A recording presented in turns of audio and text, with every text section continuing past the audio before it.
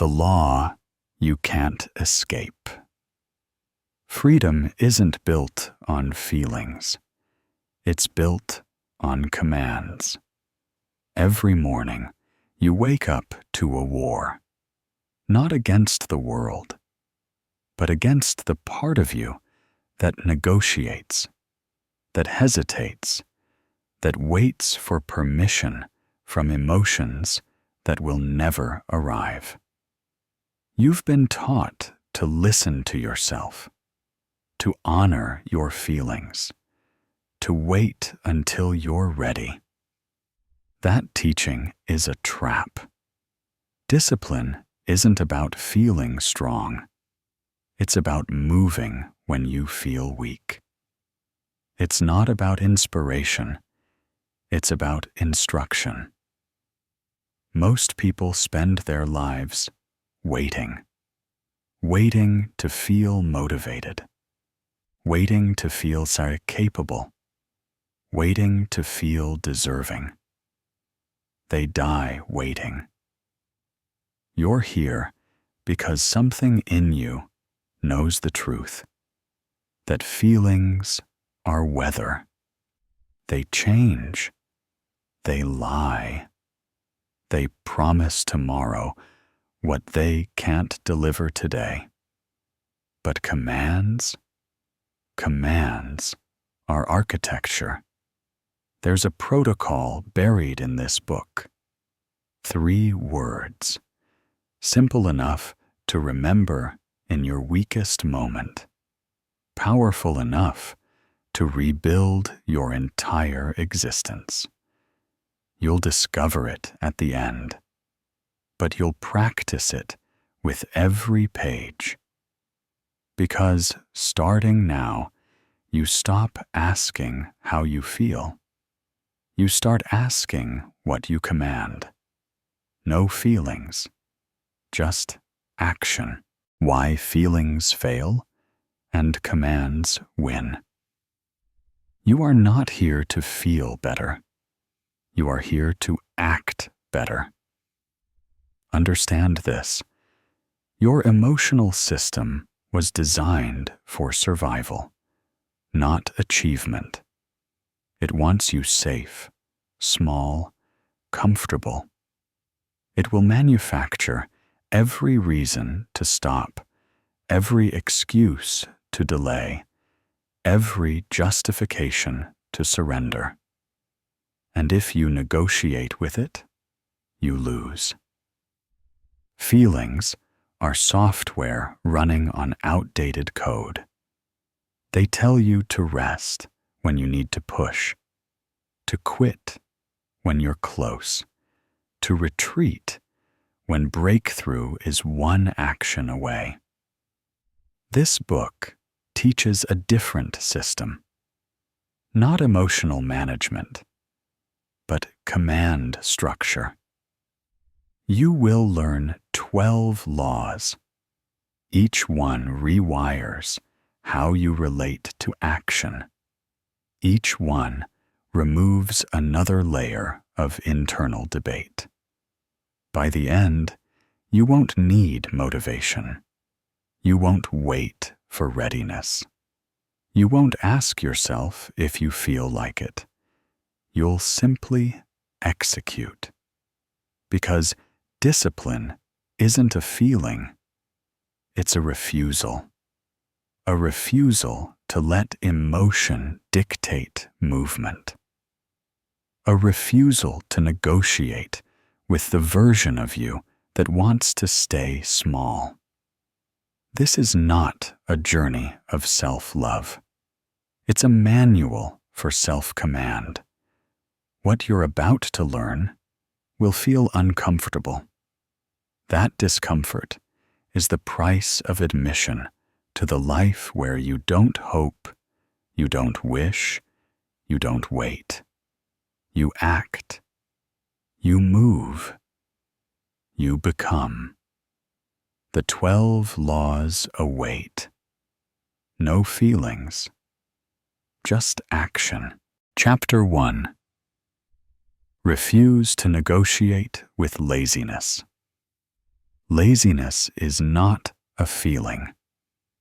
It's a negotiator, and it never loses a debate. The alarm rings, and you have a decision. Get up now, or think about getting up. The moment you think, laziness speaks with perfect logic. You're tired. You didn't sleep well. 5 more minutes won't hurt. It sounds reasonable, even caring. And that's exactly why it's lethal. Laziness doesn't argue with rage. It argues with concern for your well-being, with perfectly rational explanations. And if you engage, you've already lost.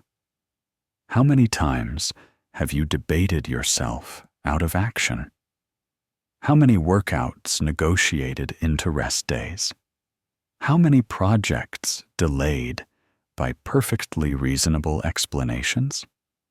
Every negotiation with laziness ends the same way. Surrender dressed as wisdom. Here's what you need to understand. Laziness wins through dialogue and loses through dismissal. The non-negotiation rule is simple. If it's on the list, it happens today. No debate, no discussion, no weather report from your emotional state. Morning arrives, the alarm sounds, your body says no. Your discipline says nothing. It simply moves. 3 seconds. That's the window between the alarm and your feet on the floor. Not 3 minutes to consider. 3 seconds to act. Because laziness needs time to build its case, to find the cracks in your resolve, to remind you of yesterday's fatigue and tomorrow's promises. Remove time. Remove negotiation. This is not cruelty. It's clarity. You already know what needs to be done. The list exists. The workout is scheduled. The work is waiting. Your emotions don't need to agree. They just need to follow. Picture this. A soldier receives orders. He doesn't check how he feels about the mission. He doesn't debate the commander. He doesn't negotiate for better conditions. He executes.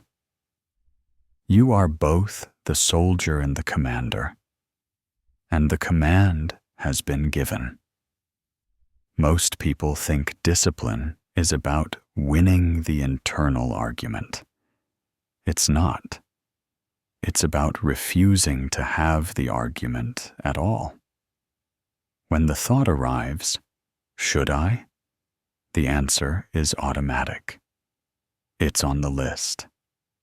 When the feeling comes, I don't want to, the response is immediate, not relevant. You don't negotiate with laziness. You don't defeat it with logic. You bypass it with orders. This is your new standard. Scheduled means sacred. Listed means law. Not because you're motivated, but because you're commanded. You will never defeat laziness by debate, only by orders. And the first order is this: stop negotiating. Chapter 2. Move before you think. Hesitation is a factory. It manufactures resistance. Every second you wait, your mind produces another reason to stop. Another obstacle, another consideration, another fear, dressed as caution. The gap between decision and action is where dreams die. You know what you need to do, the call to make, the page to write, the conversation to start. But you pause, just for a moment, just to prepare. And in that pause, resistance multiplies. Thinking feels productive. Planning feels responsible. Preparing feels wise. But most of the time, it's procrastination in a disguise. Action has a magic that thinking can never touch. The moment you move, the entire equation changes. Momentum builds. Clarity arrives. Fear shrinks. But only after movement, never before. How long have you waited to feel ready? How many perfect moments have you spent perfecting instead of acting? Here's the truth. You will never feel completely ready. Readiness is a myth sold by fear. The writer who waits for inspiration never writes. The athlete who waits for energy never trains. The entrepreneur who waits for certainty never launches. They wait, and waiting becomes their identity. Introduce the 3-2-1 MOVE protocol. When you face a task, you have 3 seconds. Count. 3, 2, 1, move. Not think. Not evaluate. Not negotiate. Move. Stand up. Pick up the phone. Open the document. Start the timer. The action doesn't have to be perfect. It just has to be immediate. Because once you're moving, everything changes. The task that felt impossible from the couch feels manageable from the desk. The workout that felt exhausting in bed feels energizing after the first rep. The project that felt overwhelming in your head feels achievable in your hands. Movement creates clarity. Stillness creates doubt. Picture someone standing at the edge of cold water. They think about entering. Imagine the shock. Debate the temperature. Negotiate with discomfort. Minutes pass. The water doesn't get warmer. Their resistance gets stronger.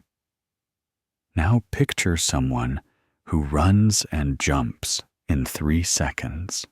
No debate. The shock is the same, but it's over in moments. And they're swimming. That's the difference between thinkers and movers, between planners and builders, between people who dream and people who do. You've spent enough time thinking. The task you're avoiding right now, you know the one, doesn't need more consideration. It needs action. Fast action. Thoughtless action. Not reckless, immediate. Because speed kills excuses. Every excuse needs time to develop. Rip away the time.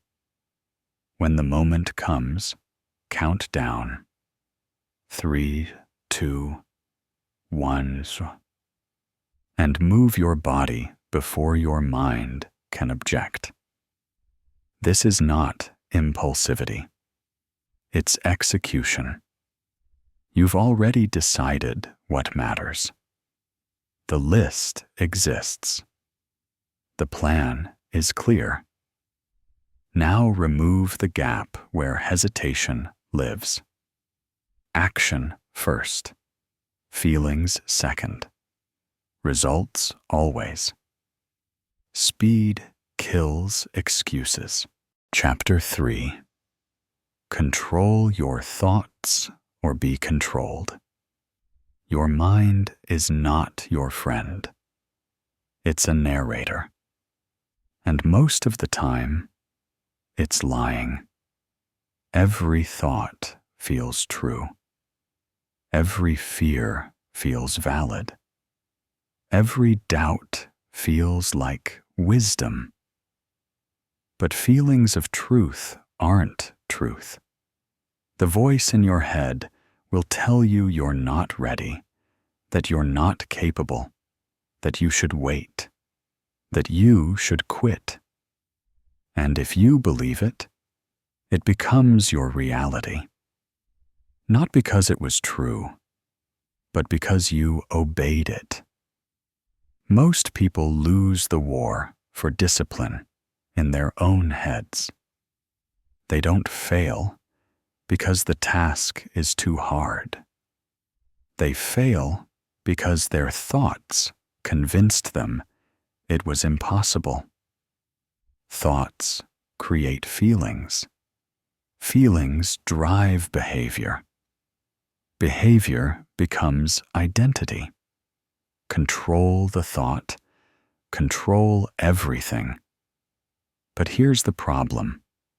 Most people try to argue with negative thoughts. They debate them, challenge their validity, search for evidence, and the thought gets stronger. Because attention is fuel, even negative attention. The more you engage with a thought, the deeper it roots. Here's a better system in 3 steps. Catch, challenge, command. First, catch the thought the moment it arrives. I'm too tired. I can't do this. I'll start tomorrow. Don't let it run unchecked. Name it immediately. Second, challenge it with one question. Is this thought helping me act? Not, is it true? Truth is irrelevant. The only question is, does this thought move me forward or hold me back? Then, command. Replace the thought with an order. I'm too tired becomes move anyway. I can't do this becomes try for 60 seconds. I'll start tomorrow becomes start now. Simple, direct, no negotiation. Your mind will resist this. It prefers the comfort of familiar narratives, even negative ones. But you are not negotiating with your mind. You're instructing it. Think of your mind as an unruly soldier. It will wander if you let it, complain if you allow it, quit if you permit it. Your job is not to agree with it. Your job is to direct it. Most people treat their minds like a democracy. Every thought gets a vote. Every fear gets a voice. Every doubt gets consideration. That's why they stay stuck. Your mind is not a debate hall. It's a command center. And you are the commander. When a thought appears that doesn't serve action, you don't explore it. You dismiss it. Noted. Irrelevant. Moving forward. This isn't suppression. It's selection. You choose which thoughts get attention, which get energy, which get power. The thoughts you feed grow. The thoughts you starve die. So stop feeding the voice that tells you to quit. Stop giving energy to the narrative of limitation. Feed the command instead. Every time your mind says, "I can't," you respond immediately, "I will." Every time it says, "Too hard," you respond, "So what?" Every time it says, "Tomorrow," you respond, "Now." This is mental hygiene, and it determines action hygiene. Because your behavior is downstream from your thoughts. You will never act with discipline if your mind runs wild with doubt. Control the narrative. Control the action.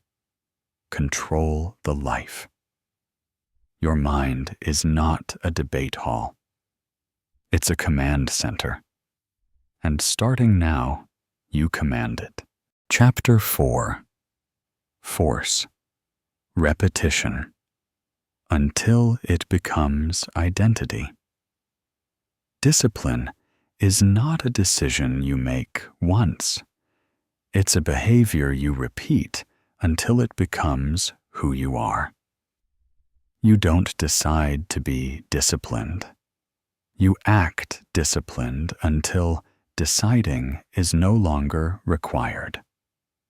Every action carves a neural pathway. Repeat it. The pathway deepens. Repeat it enough. The pathway becomes a highway. Automatic, effortless, identity. The first time you do anything, it's hard. Your brain resists. Your body hesitates. Everything in you wants to return to the familiar. But you push through.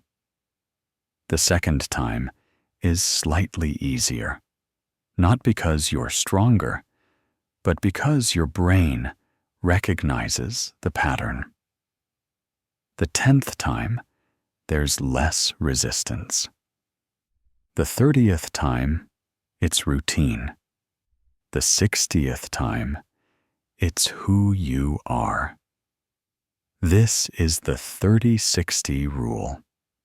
30 days to build a routine, 60 days to build an identity. Most people quit at day 3. They expect transformation immediately. They want the new behavior to feel natural right away. It won't.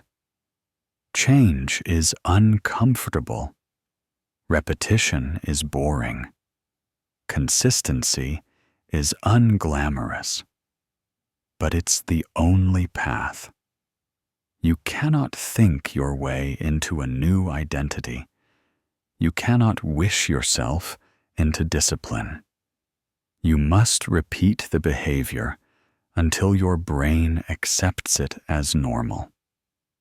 Until your body expects it. Until your life requires it. How many times have you started strong? Day 1. Perfect. Day 2. Solid. Day 3. Good enough. Day 4. Missed.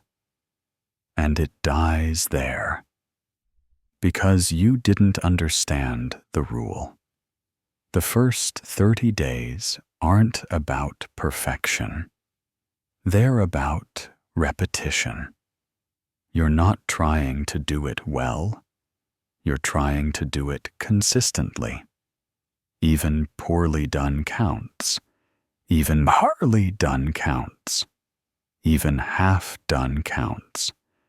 As long as it's done. Because your brain doesn't measure quality in the beginning. It measures frequency. 5 minutes of writing every day builds the writer identity faster than 1 perfect hour per week. 10 push-ups daily builds the athlete identity faster than 1 exhausting workout per month. Consistency beats intensity. Repetition beats motivation. You're building a pattern, and patterns require repetition, not perfection. At first, you carry the habit. It's heavy. It's awkward. It feels forced. You have to remember. You have to push. You have to force. But somewhere around day 30, something shifts. The habit starts carrying itself. You stop thinking about it. You stop dreading it. You just do it. And by day 60, the habit carries you. You don't go to the gym because you should. You go because that's what you do. You don't write because it's on the list. You write because you're a writer. Identity isn't declared. It's constructed, 1 repetition at a time. Most people try to change their identity with decisions. From now on, I'm disciplined. Starting today, I'm different. Words without repetition are fantasies. You become what you repeatedly do, not what you occasionally decide. So stop waiting for the moment you feel like a disciplined person. Start acting like one. Repeat the action. Let the identity follow. The person you want to be is built in the actions you take today and tomorrow and the day after. Not once. Not when you feel like it. Not when it's convenient. Daily. Regardless. Relentlessly. At first, you carry the habit. Then the habit carries you. Chapter 5.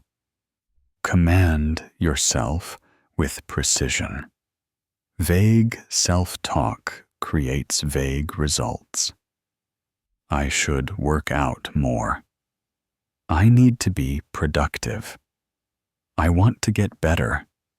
These aren't commands. They're wishes. And wishes change nothing. Your brain needs specificity. It needs clarity. It needs orders it can execute, not someday, but now. Most people fail not because they lack desire. They fail because they lack direction. They want to be disciplined, but they don't command themselves to do the specific actions discipline requires.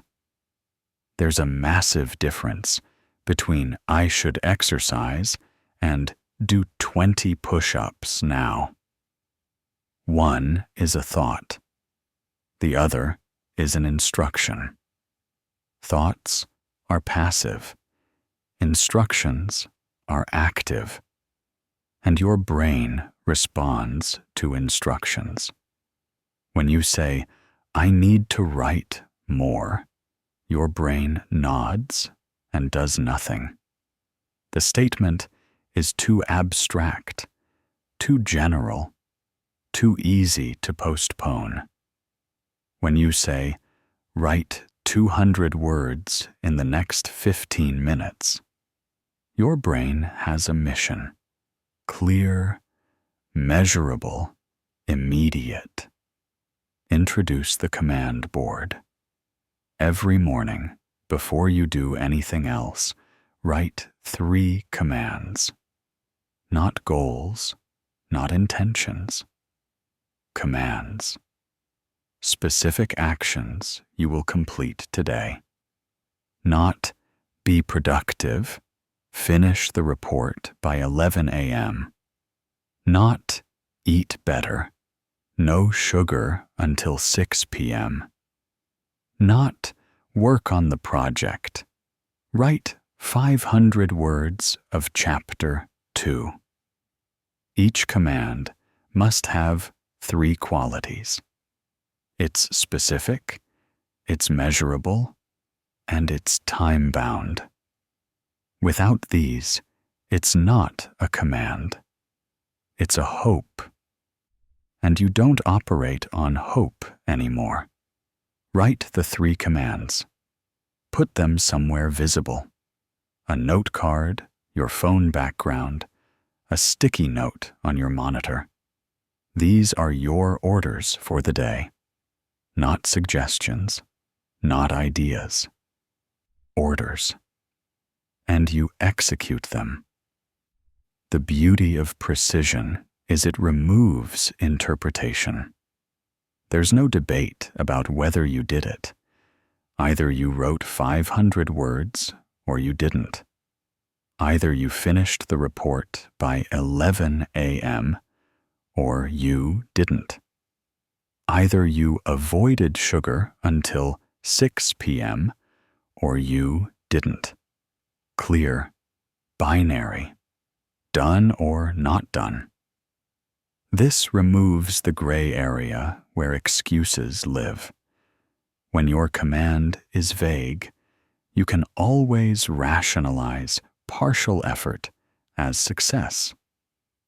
I was productive can mean anything. I worked on my health can mean anything. But write 500 words means one thing. And you either did it or you failed. That clarity is power. Most people avoid precision because it creates accountability. Vague goals give you room to hide. Specific commands expose you. Good. You're not here to hide. You're here to execute. Every day, 3 commands. Clear, specific, non-negotiable. Don't ask yourself if you feel like doing them. Don't debate their importance. Don't negotiate their timing. You wrote them. You execute them. Because you don't ask. You instruct. And starting now, you instruct with precision. Interlude 1. The physics of comfort. Comfort is not a place. It's a force. And it expands like fog, slowly, silently, suffocating everything it touches. At first, comfort seems harmless. Rest feels earned. Ease feels deserved. Relief feels necessary.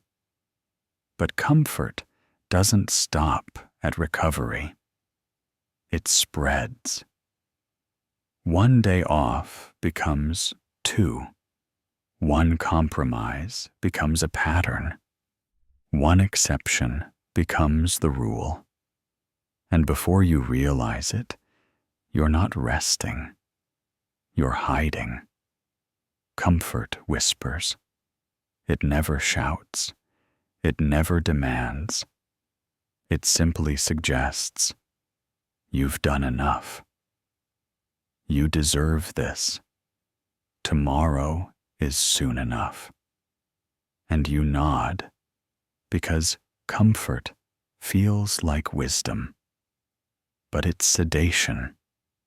The life you want exists on the other side of discomfort. Every single time. No exceptions. Discipline doesn't live in the comfortable choice. It lives in the harder one. And the harder one is always available. Right now, this moment, this decision. You can choose ease, or you can choose growth. Comfort or progress. Relief or results. Fog or clarity. Discipline over emotion. Chapter 6. Use pressure to beat comfort. Comfort is not defeated by willpower. It's defeated by structure. Left to your own devices, you will drift toward ease. It's not weakness. It's physics. Water flows downhill. Heat spreads to cold. Energy moves toward rest. Without pressure, you will default to comfort. That's why you need to manufacture pressure. Not stress, not panic. Pressure, intentional, strategic, unavoidable. Most people wait for pressure to arrive naturally. A deadline imposed by someone else, a crisis that forces action, a consequence that can't be ignored. And then they move. But why wait? Why give control of your urgency to external circumstances? You can create pressure right now. The manufactured pressure system has 3 components. First, accountability. Tell someone what you're going to do. Make it specific. Make it public. Not to seek praise, but to create consequence. The moment another person knows your commitment, the cost of failure increases. You're no longer just disappointing yourself. You're breaking your word. That pressure moves you. Second, deadlines. Self-imposed, non-negotiable. Not, I'll finish this soon. I'll finish this by Friday at 3 p.m. Write it down. Set an alarm. Treat it like a meeting with someone you can't cancel on. That someone is you. Third, stakes. Attach real consequence to failure. If you don't complete the task, you lose something. Money, time, a reward. Make it hurt enough to matter. Not enough to break you, enough to move you. Some people donate money to a cause they hate if they fail. Some people give up a pleasure they love. Some people add an additional hard task. The specifics don't matter. The consequence does. Because pressure is not pain. It's structure. It removes the option to drift. It forces you to choose, execute, or accept the consequence. And when the choice is that clear, execution wins.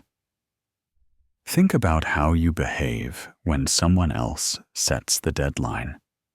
When your boss says, "I need this by Monday." When the client says, "We launch on Friday." When the exam is scheduled, you find time. You find energy. You find a way.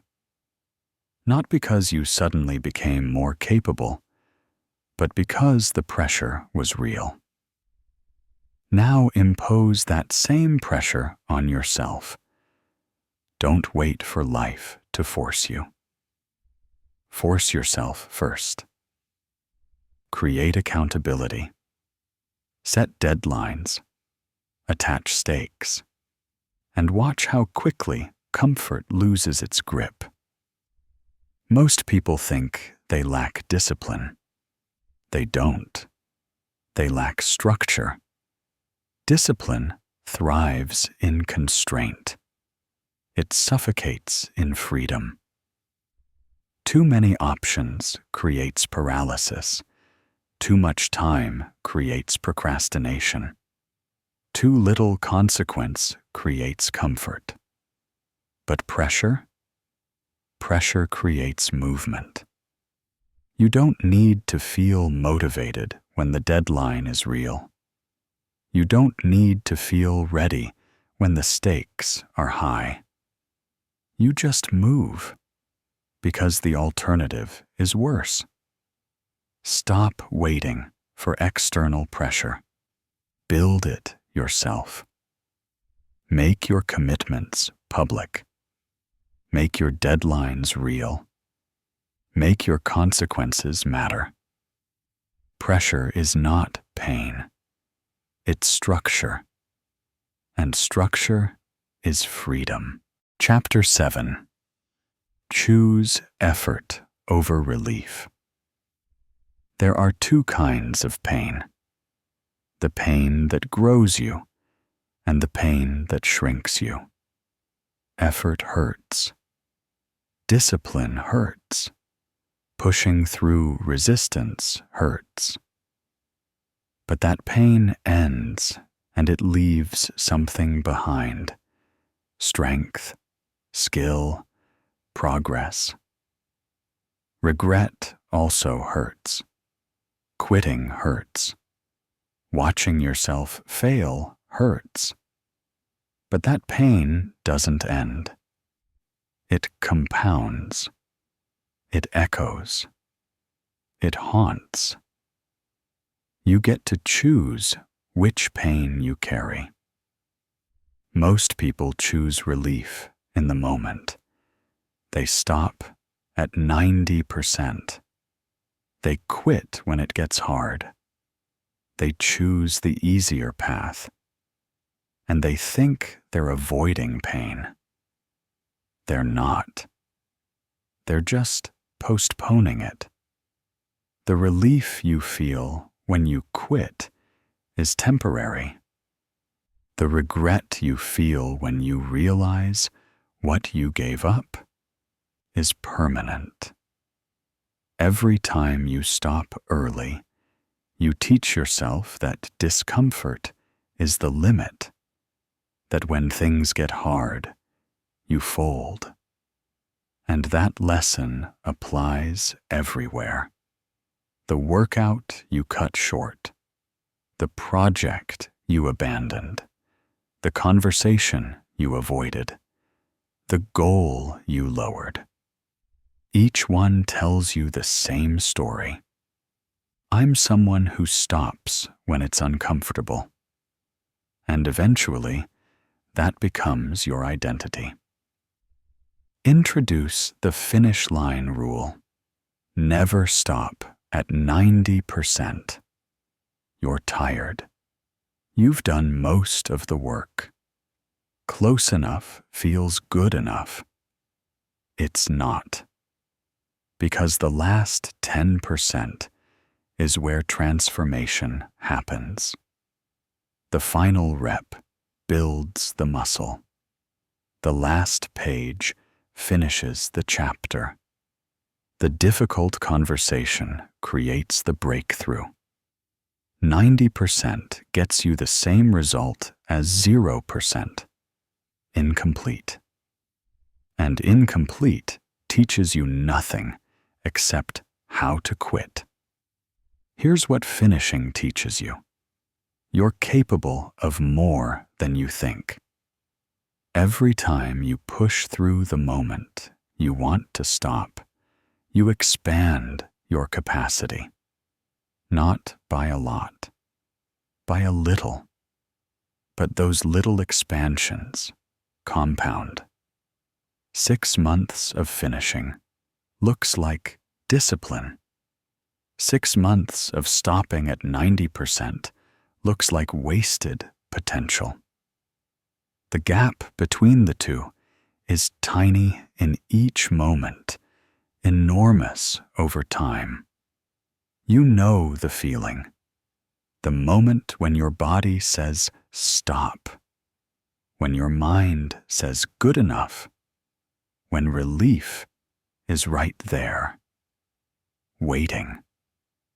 That moment is a test, and you pass it by choosing effort over relief. One more rep, one more page, one more minute. Not because you feel like it, but because finishing is your standard. Most people live their lives in the gray zone. They start strong. They fade in the middle. They quit near the end. And they wonder why nothing sticks. It's because they never finish. They never prove to themselves they can. So they don't. But you're different now. You don't stop at tired. You don't stop at good enough. You stop at done. And done means complete.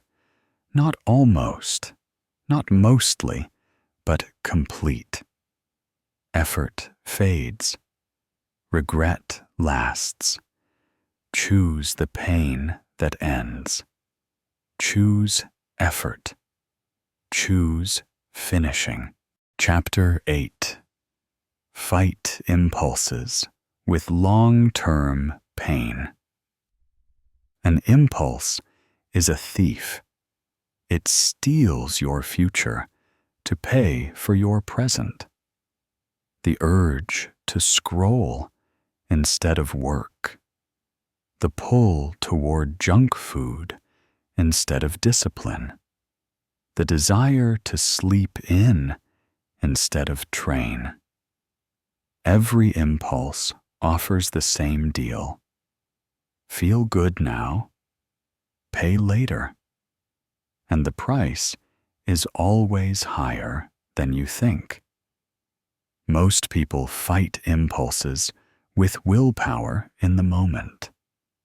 They try to resist the urge when it's strongest. They white-knuckle through temptation. And sometimes it works. Often it doesn't. Because willpower is finite, and impulses are patient.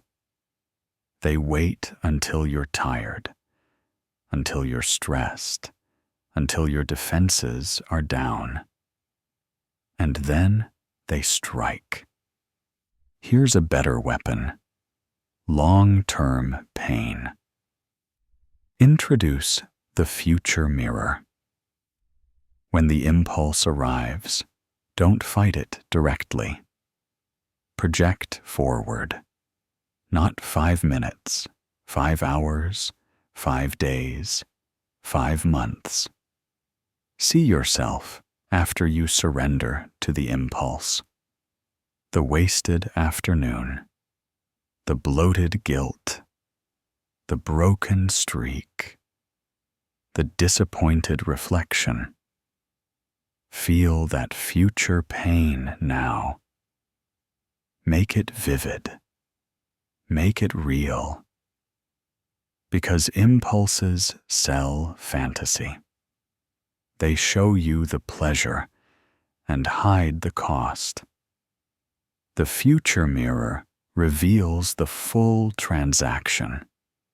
You want to skip the workout? Fine.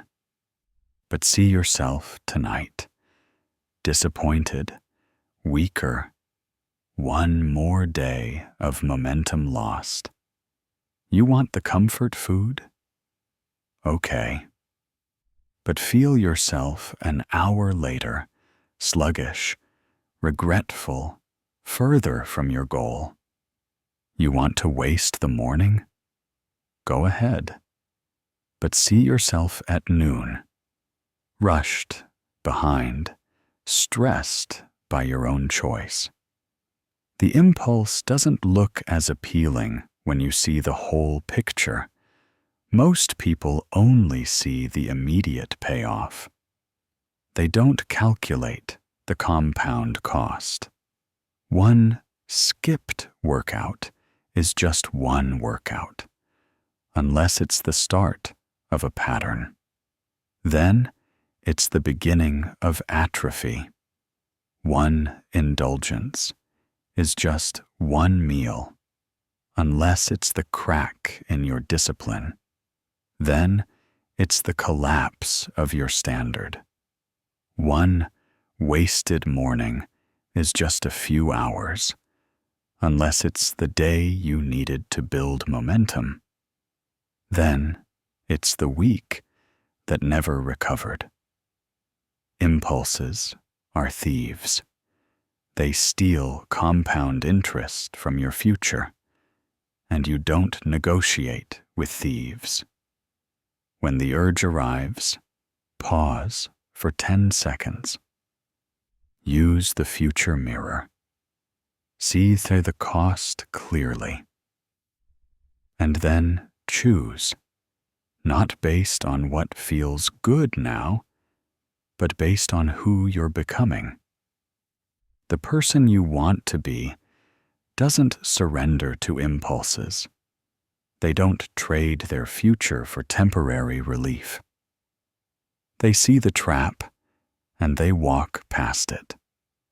Every time you resist an impulse, you do two things. You move closer to your goal, and you prove to yourself you can. That second part matters more. Because discipline is not about never feeling tempted. It's about choosing correctly when you are. Impulses will come daily, hourly, constantly. Your job is not to eliminate them. Your job is to see them clearly. And once you see them clearly, they lose their power. Impulses are thieves. Don't negotiate. Interlude 2. Busy versus effective. Motion is not progress. You can be busy all day and achieve nothing. You can be in constant movement and go nowhere. Busy is easy. Busy feels productive. Busy gives you permission to feel accomplished. But busy is often a disguise for avoidance, for distraction, for fear of the work that actually matters. The emails that never end. The meetings that accomplish nothing. The tasks that feel urgent but aren't important. You can spend your entire life busy and arrive at the end with nothing built. Because busy measures activity. Effective measures outcome. Busy people do many things. Effective people do the right things. There's a difference between being in motion and moving forward. Discipline without direction is self-destruction. You can force yourself to work 16 hours a day, but if those hours don't align with what matters, you're just exhausting yourself. Direction first. Discipline second. Know what you're building. Then build it relentlessly. Not everything. The right things. Discipline over emotion. Chapter 9. Direct energy. Only to what matters. You have limited energy and unlimited tasks. If you try to do everything, you accomplish nothing. Most people scatter their effort across 100 priorities. They respond to every message, attend every meeting, chase every opportunity. And they wonder why nothing significant gets built. Because significance requires concentration. And concentration requires sacrifice. The sacrifice of the good for the essential. Introduce the top 3 before anything rule. Every day, identify 3 things that actually move the needle.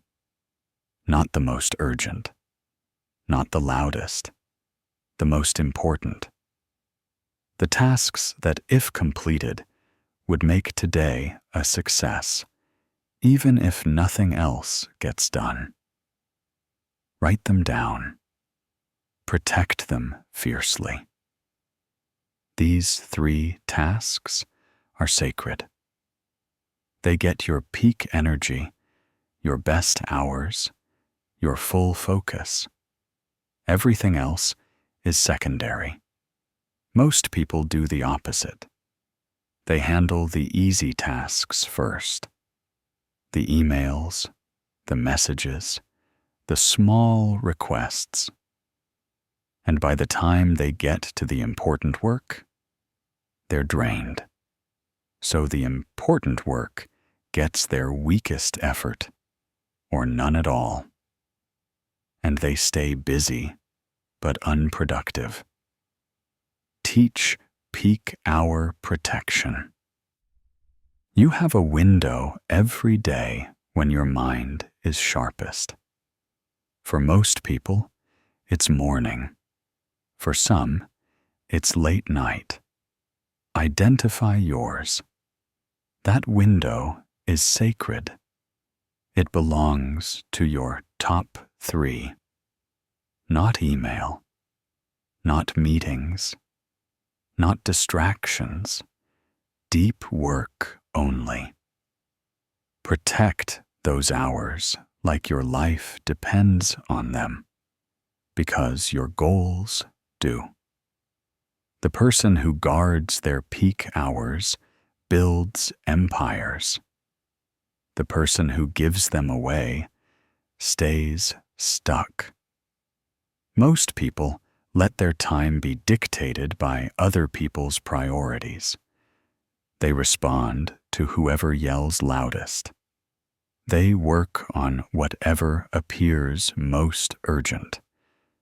And urgency always wins over importance until you decide otherwise. You decide what gets your energy. You decide what gets your focus. You decide what matters. And once you decide, you protect it. Not everything is worth doing. Not everything is worth doing well. Not everything is worth doing now. Most tasks are noise. They feel important because they demand attention. But attention is not the same as importance. Filter ruthlessly. Ask one question. Does this move me toward my goal? If yes, consider it. If no, ignore it. No guilt, no explanation, no apology. Your time is your life, and your life is too valuable to spend on things that don't matter. 3 tasks. Peak hours. Full focus. That's the system. And when you follow it, everything changes. Because you're no longer busy, you're effective.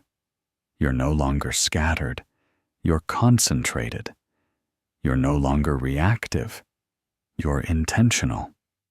Most people work hard. Few people work smart. You're about to become both. You are no longer busy. You are precise. Chapter 10. Act without motivation. Motivation is emotional dependency, and dependencies make you weak.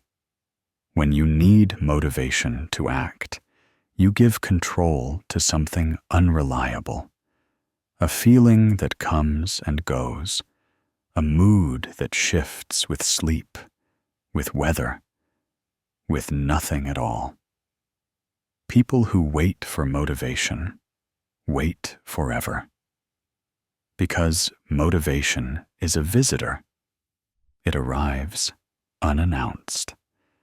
It leaves without warning.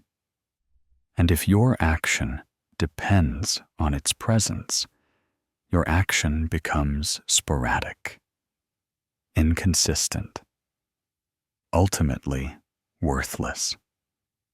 The truth: motivation follows action, not the other way around. You don't feel like working out, then work out.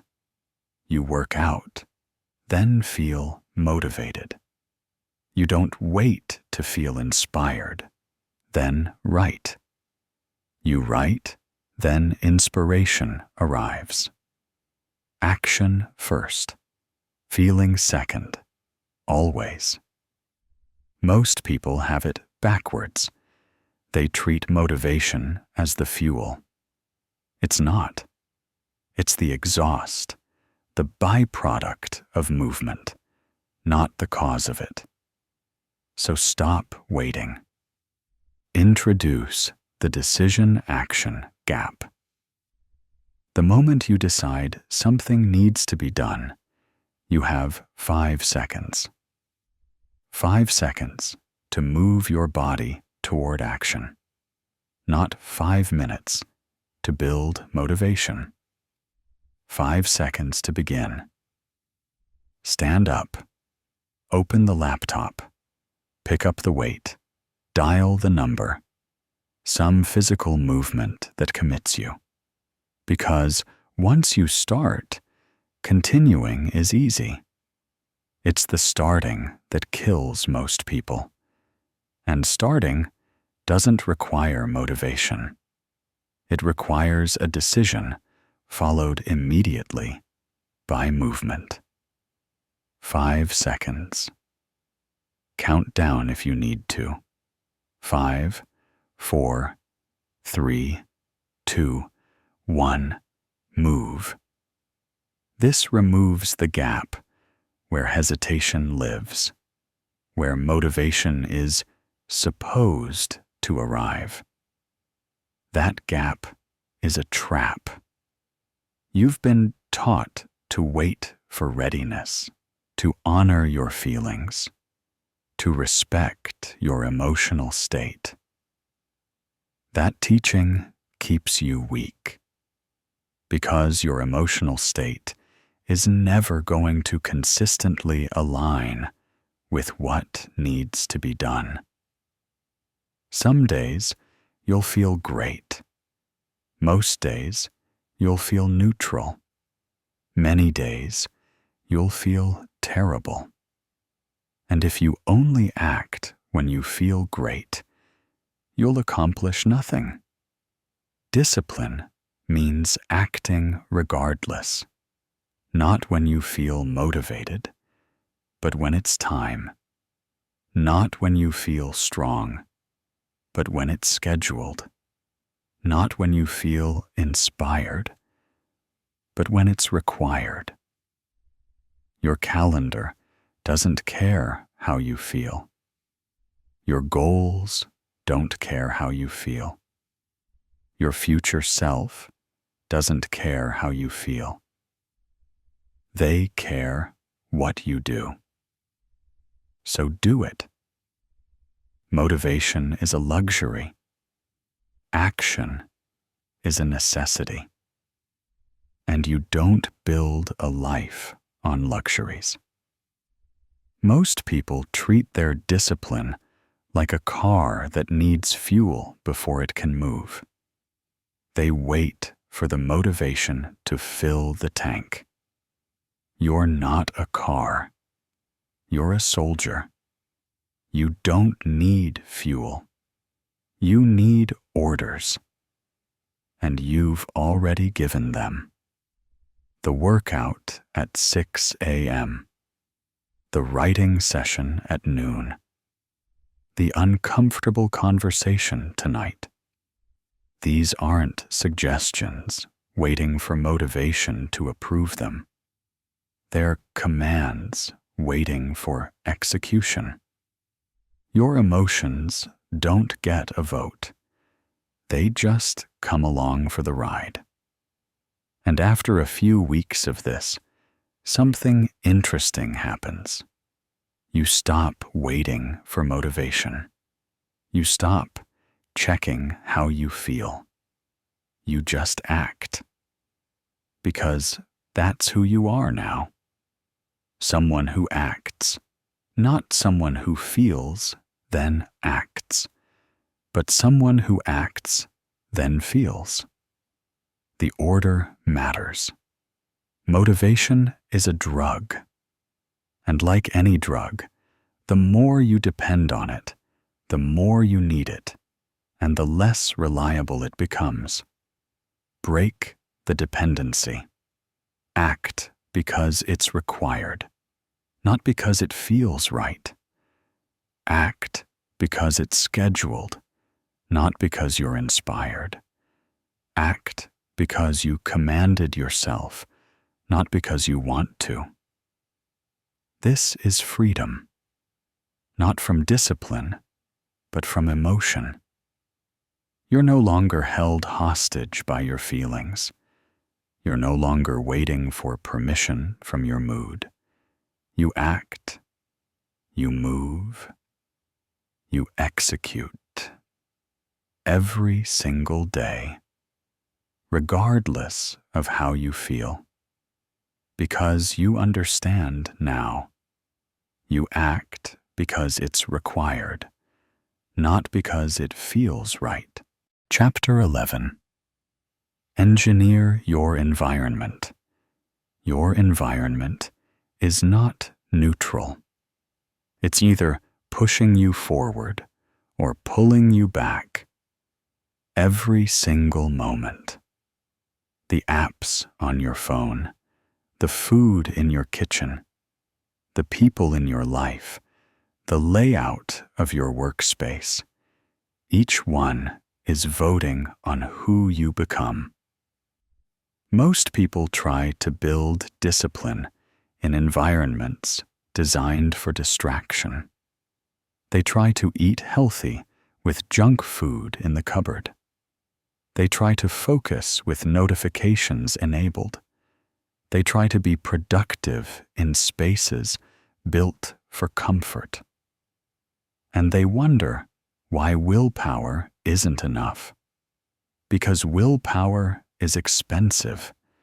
Environment is automatic. Every time you have to resist temptation, you drain your willpower. Every time you have to choose the hard option, you spend energy. But if the environment makes the hard option easy and the easy option hard, you don't need willpower. You just follow the path of least resistance. And the path leads to discipline. Introduce friction. Design. Make bad hard to start. Make good easy to start. You want to stop scrolling? Delete the apps. Not just move them, delete them. Make access require effort. Log in on a browser. Type the URL. Enter credentials. That friction is enough. Most impulses die when they meet resistance. You want to eat healthy? Don't rely on willpower at 9 p.m. when you're tired. Remove the junk food at 9 a.m. when you're strong. If it's not in the house, you can't eat it. The decision is made once, not every time hunger arrives. You want to work out? Don't debate it in the morning. Sleep in your workout clothes. Put your shoes by the bed. Make starting require one action instead of 10. Each barrier you remove is one less decision your discipline has to make. Your brain will always choose the path of least resistance. That's not weakness, that's efficiency. So engineer the path. Make the productive choice the easy choice. Make the destructive choice the hard choice. Most people design their lives backwards. Netflix, 1 click. Workout, 10 decisions. Reading, find the book, find time, find focus. Scrolling, already in your hand. Of course they scroll. Redesign it. Phone in another room after 8 p.m. Book on your pillow. Junk food requires a trip to the store. Healthy food visible in the fridge. Productive work, 1 click to open. Social media, deleted or logged out. This isn't about perfection. It's about design. Your space should command you forward, not tempt you, not test you, but command you. Walk into your workspace. What do you see? What's within arm's reach? If the answer includes distractions, you're fighting yourself. Remove them. Create a space where the only easy option is the productive option. This applies to people too. The people you spend time with are designing you. Their standards become yours. Their habits influence yours.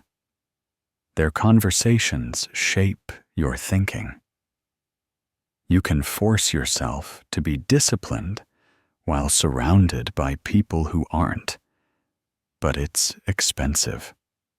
Much cheaper to engineer your social environment. Spend time with people who are already where you want to be. Not to use them, but to absorb the standard. When discipline is normal in your environment, it becomes normal for you. When excellence is expected around you, you expect it from yourself.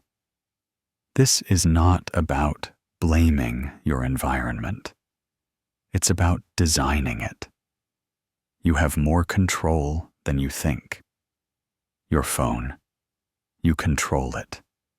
Your space, you control it.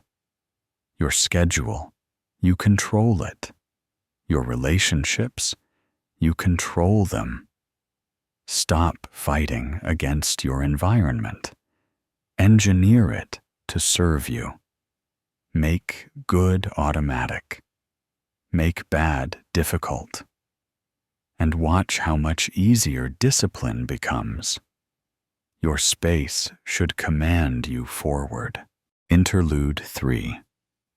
The Math of Compounding. 1% better. Every day doesn't sound like much. It feels insignificant in the moment. But math doesn't care about feelings. 1% daily improvement compounds to 37 times better in a year. Not 365%, but 3,700%. The same math works in reverse. 1% worse every day. One small compromise. One skipped session. One broken promise to yourself compounds to almost nothing in a year. This is why most people stay stuck. They don't fail dramatically. They decline gradually. Small choices feel irrelevant. One donut, one missed workout, one lazy morning. Doesn't matter, they think. But it's not one. It's the pattern. And patterns compound. Discipline compounds. Consistency compounds. Standards compound. But so does weakness. So does compromise. So does comfort. You're not choosing today's result. You're choosing the trajectory. The person who improves 1% daily becomes unrecognizable in a year. The person who declines 1% daily does too. Most people overestimate what they can do in a day. They underestimate what they can do in a year.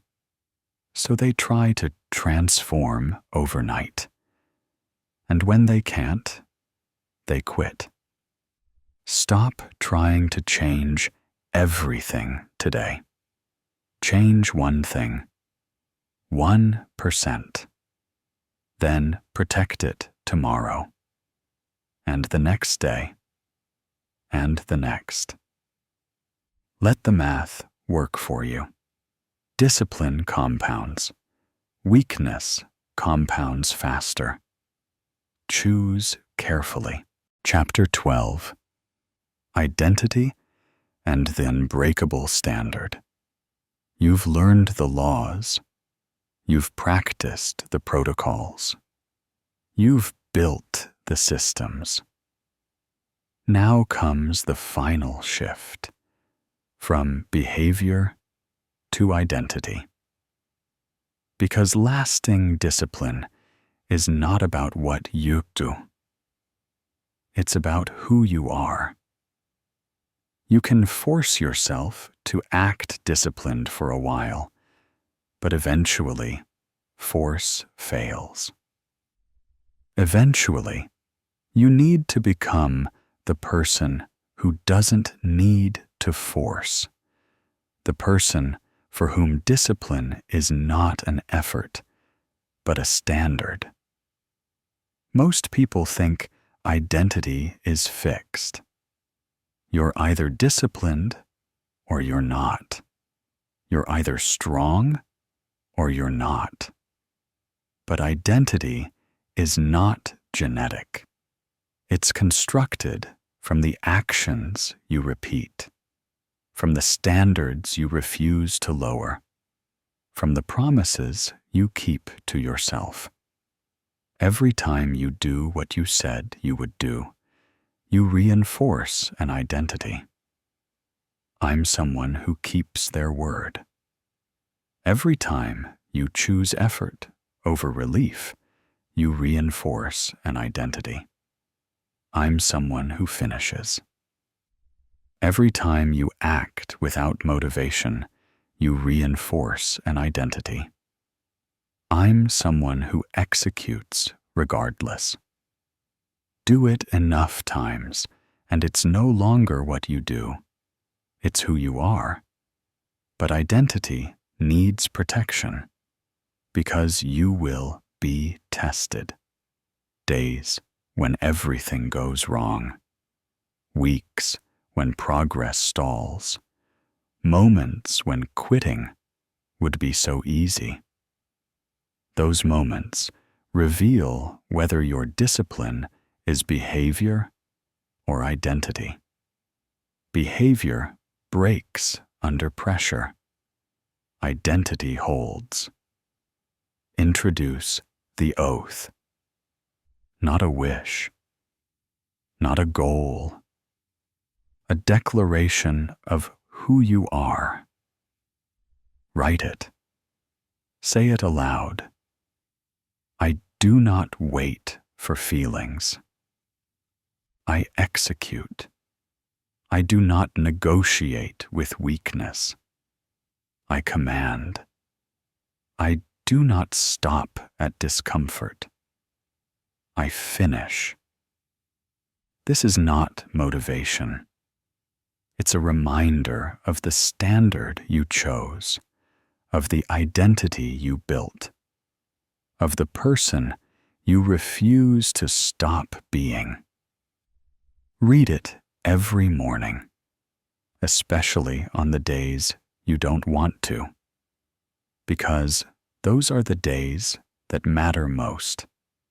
Anyone can be disciplined when they feel good, when things are easy, when motivation is high. That's not discipline. That's momentum. Discipline is what you do when everything is against you, when you're tired, when you're discouraged, when no one would blame you for quitting. That's when identity is tested. That's when you prove who you are. And you will fail sometimes. Introduce the never miss twice rule. You will have bad days, days when you break the standard, days when you fall short.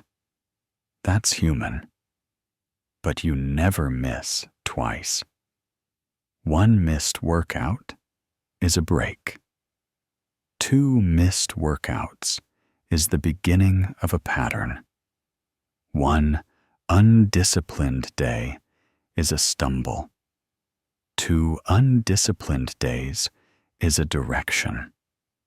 The moment you miss once, the next day becomes sacred.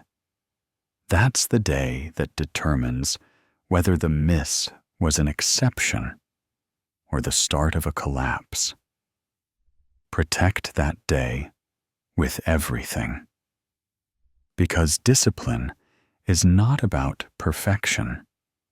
It's about recovery. The ability to fail and immediately return. Not tomorrow, not next week, but immediately.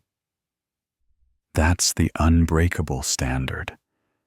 Not that you never fall, that you never stay down.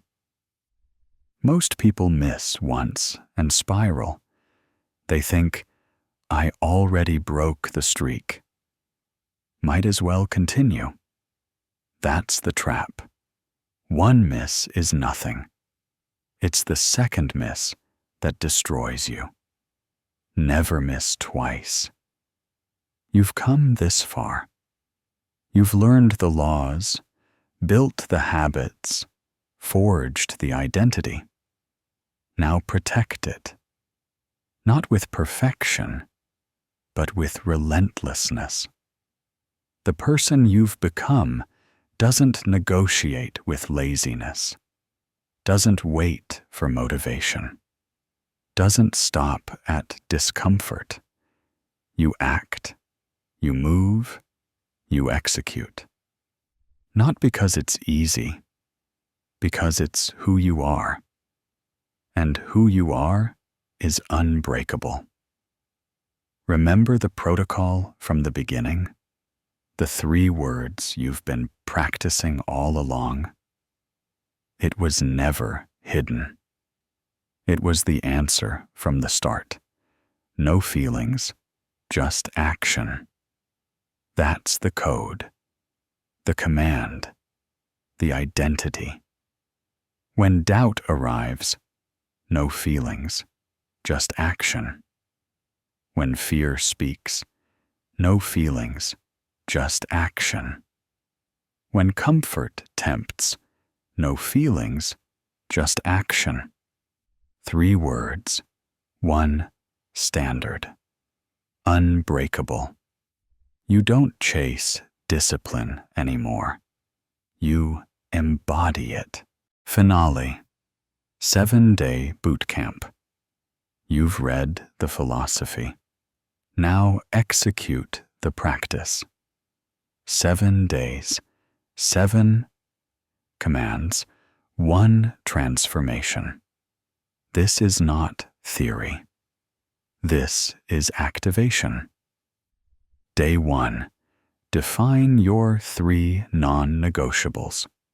Write down 3 actions you will do every single day for the next 7 days. No exceptions.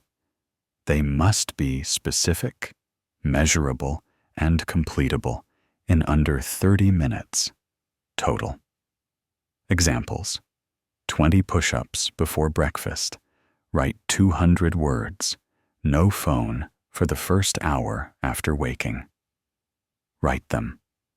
Put them somewhere visible. These are your laws for the week. Day 2. Practice 3, 2, 1.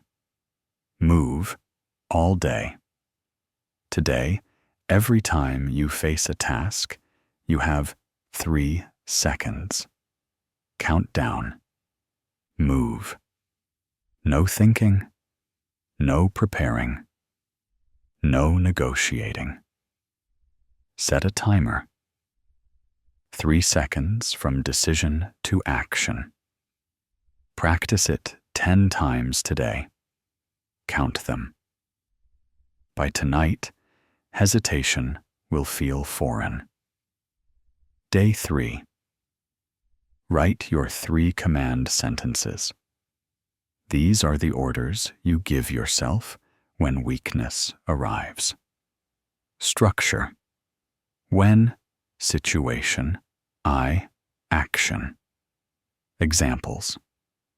When I want to quit, I do 1 more. When I feel tired, I move anyway.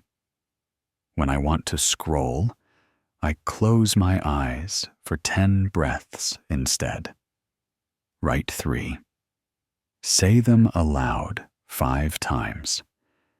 These are your counterattacks against impulse. Day 4. Remove 3 comfort triggers. Walk through your space, your phone, your schedule. Find 3 things that enable weakness. The app that steals hours. The snack that breaks discipline. The habit that serves nothing. Remove them today. Completely. Don't reduce. Eliminate. Day 5. Use future mirror before every impulse. Today, every time an impulse arrives, pause. Project forward. See yourself 5 hours after surrendering. Feel the regret. See the disappointment. Taste the weakness. Then choose. Count how many times you successfully resist. Your goal: 5 victories. Day 6. Finish something you abandoned. That project sitting at 90%. That book you started. That conversation you avoided. Today, you finish it. Not perfectly, completely. The goal is not quality. its completion. Prove to yourself you can finish. Day 7. Write and read your identity oath aloud. This is your declaration. Who you are now. Not who you want to be. Who you are. Write it as truth. I am someone who. I do not. I always. 5 sentences, minimum. Then read it aloud. In the mirror, looking yourself in the eye. Mean every word. 7 days. And at the end, you're not the same person who started. Not because 7 days is magic, but because 7 days of execution builds proof. Proof that you can command yourself. Proof that feelings don't control you.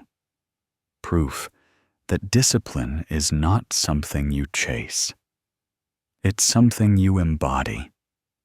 The life you want is not waiting somewhere in the future. It's responding to the commands you give today. Most people spend their lives preparing, planning, waiting for the perfect moment, waiting to feel ready. You're done waiting. The alarm rings tomorrow. You have a choice. Negotiate with the feeling or execute the command. One path leads to more waiting, more wishing, more years of potential that never becomes real. The other path leads to action, to building, to becoming. You know which one to choose, because you're not controlled by feelings anymore. You're commanded by something stronger. The standard you set, the identity you built, the person you refuse to stop being. No feelings, just action. The war is over. You won. Not because you defeated weakness, but because you stopped negotiating with it. Now go. Execute. Become. The life you want is waiting, not for your feelings to align, but for your action to begin. Start now. No feelings, just action.